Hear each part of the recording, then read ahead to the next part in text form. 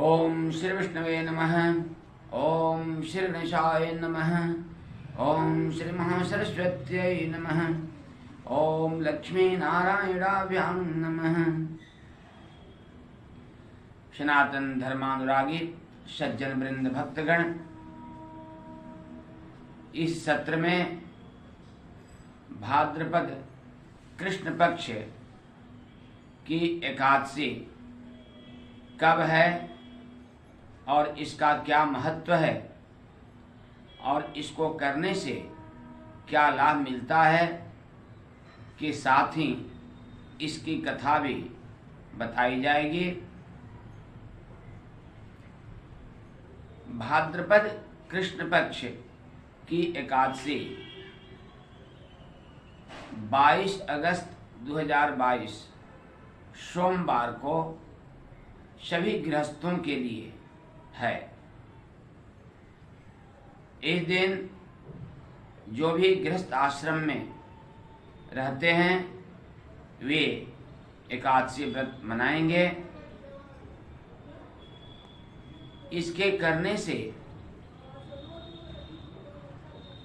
व्यक्ति को अत्यधिक पुण्य फल की प्राप्ति होती है, पाप नष्ट हो जाते हैं और वह अधम योनियों में जाने से बच जाता है।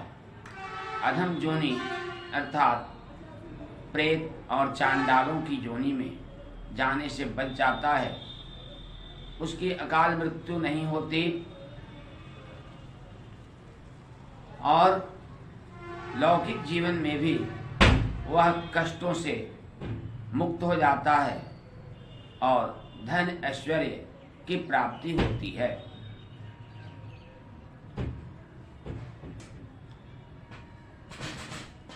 यह व्रत 22 अगस्त 2022 को है। 22 अगस्त 2022 को गृहस्थों के लिए व्रत है। इस दिन गृहस्थ एकादशी व्रत करें और अगले दिन यानी 23 अगस्त 2022 मंगलवार को 6:04 सुबह के बाद ही पारण करें, क्योंकि 6:04 तक एकादशी तिथि ही भोग करने वाली है। यह तिथि 22 अगस्त को संपूर्ण भोग करती है। साथ में 23 अगस्त को सुबह 6:04 तक रह रही है, अर्थात इस तिथि की वृद्धि हुई है। तो जो भी गृहस्थ आश्रम में रहने वाले सनातन धर्मानुरागी हैं वे 22 अगस्त 2022 को एकादशी व्रत रहेंगे और जो भी संन्यास आश्रम में रहते हैं अर्थात जो सन्यासी हैं, किसी संप्रदाय में दीक्षित हैं और वे वैराग्य की स्थिति में हैं, तो उनके लिए यह व्रत 23 अगस्त 2022 मंगलवार को होगा।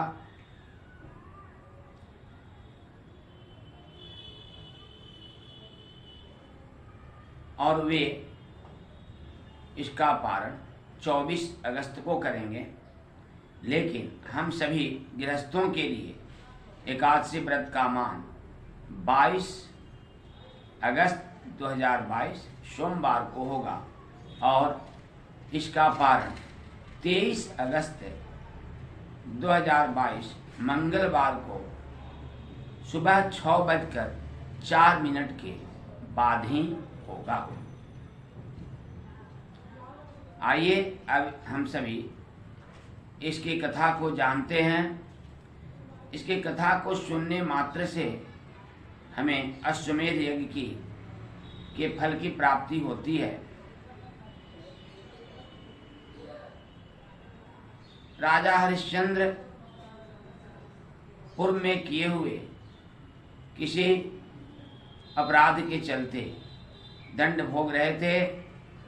वे अपने राज्य से च्युत हो चुके थे। पत्नी और अपने लड़के के साथ वे काशी नगरी में चले गए थे और वे शमशान भूमि में चांडालों के साथ रहकर उसी की वृत्ति को अपनाना पड़ा था उन्हें, अर्थात उन्हें जो भी वहाँ शव जलाता उससे टैक्स के रूप में कुछ न कुछ लेते थे। जिन्हें कुछ नहीं रहता वे वस्त्र ही देते थे।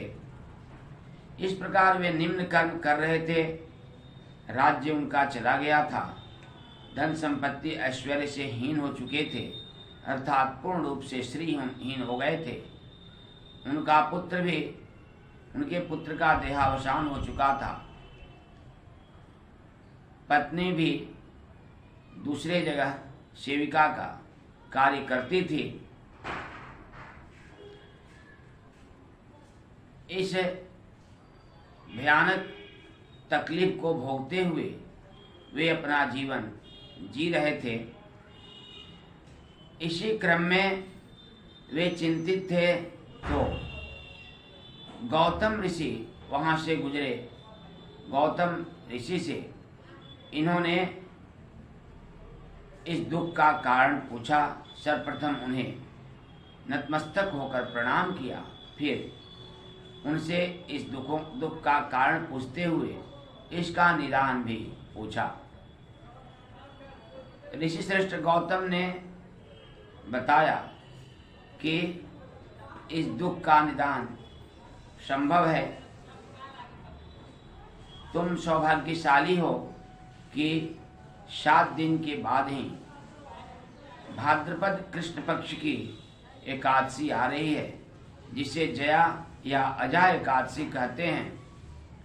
इसे करने से व्यक्ति सब प्रकार के कष्टों से मुक्त हो जाता है और धन ऐश्वर्य की प्राप्ति होती है।